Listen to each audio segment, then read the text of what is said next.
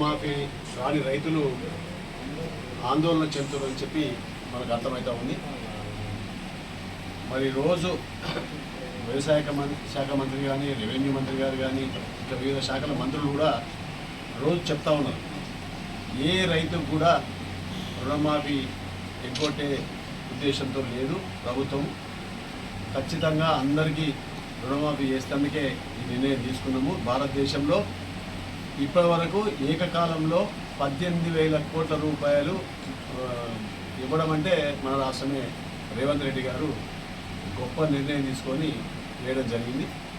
ఇందులో ఎవరైతే మనం బడ్జెట్లో ఆల్రెడీ 35,000 కోట్లు పెట్టుకున్నాం, ఆ పైసలు ఇచ్చేదాకా ప్రాసెస్ నడుస్తూనే ఉంటుంది.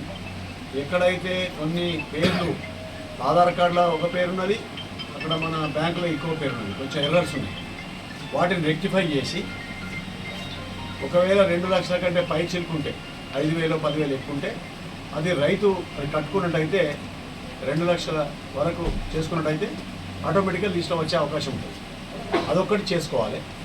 రెండోది, ఫస్ట్ మీరు పోయి అయ్యా నాది 2,20,000 ఉన్నది, ఏం చేయాలి మరి నాకు రాలేదు అని అడిగి ఏఓ దగ్గర పోతే ఏఈఓ కానీ అగ్రికల్చర్ ఎక్స్టెన్షన్ ఆఫీసర్ లేకుంటే అగ్రికల్చర్ ఆఫీసర్ మండల్ మీరు పోయి మాట్లాడినట్టయితే డెఫినెట్గా వాళ్ళు మీకు సొల్యూషన్ ఇస్తారు. మీరు మీది పైసలు కట్టుకుంటే మీరు లీస్ట్ వస్తారని చెప్తారు. దాని ప్రకారం మీకు లీస్ట్లో వచ్చే అవకాశం ఉంటుంది, 2 లక్షల రూపాయలు వస్తుంది. ఇంకొకటి, పేర్ల తప్పుపడ్డదా, బ్యాంకులో ఏమైనా ఇబ్బంది ఉందా, ఇంకేం మిస్టేక్ ఉన్నా మీకు చెప్తారు. మీకు దరఖాస్తు ఇచ్చినట్టయితే అది కూడా రెక్టిఫై చేసి అంచెలంచెలుగా ప్రతి ఒక్కరికి రుణమాఫీ చేయడం పక్క ఈ ప్రభుత్వం కృతనిశ్చయంతో ఉంది. ఆ రోజు మంత్రి తుమ్మల నాగేశ్వరరావు గారు మాట్లాడుతూ ఉన్నారు, నిన్న పొంగులేటి గారు కూడా మాట్లాడారు, చాలామంది మంత్రులు మాట్లాడుతూ ఉన్నారు. నేను ఒకటే చెప్తా ఉన్నాను, రైతులను కొన్ని పార్టీలు అపోజిషన్ పార్టీ వాళ్ళు కన్ఫ్యూజ్ చేసి మీకు ఇయ్యరు మీకు ఎగ్గొడతారని చెప్పి గ్లోబల్ ప్రచారం చేస్తూ ఉన్నారు. అది తప్పు. ఎందుకంటే గతంలో వాళ్ళు ఏకకాలంలో రుణమాఫీ చేస్తా అని చెప్పి లాస్ట్ 5 ఇయర్స్లో 4 దఫాలు చేశారు.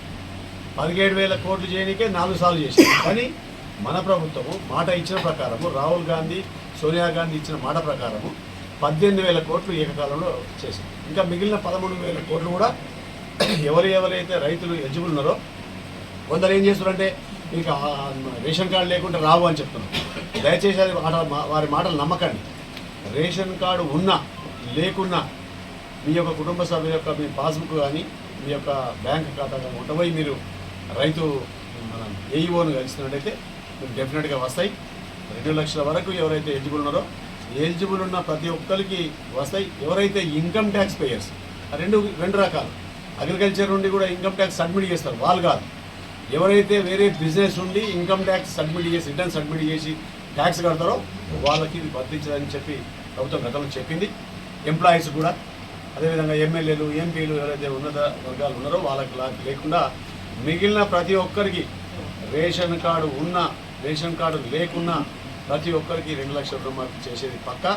ఈ ప్రభుత్వం ఇచ్చిన మాట ప్రకారం ఈ రైతు రాజ్యము రైతు ప్రభుత్వము డెఫినెట్గా ఇస్తాము. గతంలో కేసీఆర్ గారు 2018లో 4 దఫాలు ఇచ్చిన పరిశ్రమ కానీ నెక్స్ట్ ఏకకాలం ఇస్తామని చెప్పారు. ఏమిచ్చారు? 25,000 దాకా ఇచ్చారు, చేతులు వేపేశారు. కానీ మన ప్రభుత్వము 1,00,000 రూపాయల వరకు ఒక విడత, తర్వాత 1,50,000 వరకు 2వ విడత, 2 లక్షల వరకు 3వ విడత ఇచ్చారు. ఇల్లు ఎవరైతే మిస్ అయిందో దయచేసి మీ ఖాతాలో లేకుంటే మీరు పోయి ఏఈఓను కానీ ఏఓను కానీ కలిసినట్టయితే మీదంతా రెక్టిఫై అయిపోతుంది, లిస్ట్లో పేరు వస్తుంది. మరి ఖచ్చితంగా మీ అకౌంట్లోకి పైసలు వచ్చే అవకాశం ఉంటుంది. కాబట్టి 80% మీరు కలత చెందొద్దు. ఇంకోటి, వేరే పార్టీలు అయితే చెప్తున్న మాటలు దయచేసి నమ్మొద్దు అని చెప్పి నేను బాన్స్వాడ రైతులకు రైతాంగానికి విజ్ఞప్తి చేస్తాను. ఎందుకంటే ఈ రైతాంగాన్ని చూస్తే చాలా సంతోషం అనిపిస్తాము. 365 రోజులు పచ్చడి పొలాలతో మంచిగా బ్రహ్మాండ వ్యవసాయం చేసే కాన్స్టిట్యున్సీ మన బాన్స్వాడ కాన్స్టిట్యున్సీ. ఆ రైతులు నిజంగా వ్యవసాయం చేస్తారు కాబట్టి నిజంగా ఈ రుణమాఫీ వస్తే వాళ్ళకి నిజంగా మళ్ళీ నెక్స్ట్ లోన్ తీసుకుంటే రైతులకు ఉపశమనం కలుగుతుంది. కాబట్టి డెఫినెట్గా వచ్చిన వాళ్ళేమో సంతోషం ఉంటారు, రాని వాళ్ళు ఆందోళన చెందుతారు. ఆందోళన చెందాల్సిన అవసరం లేదు. ప్రభుత్వం ఖచ్చితంగా వారికి ఇచ్చే ఏర్పాటు చేస్తాం. మంత్రులు కూడా రోజు చెప్తా ఉన్నారు, మీరు గమనించండి. ఈ ప్రతిపక్ష పార్టీని చెప్పే మాటలు నమ్మకండి, వాళ్ళ ట్రాప్లో పడకండి అని చెప్పి నేను విజ్ఞప్తి చేస్తూ సెలవు తీసుకుంటున్నాను.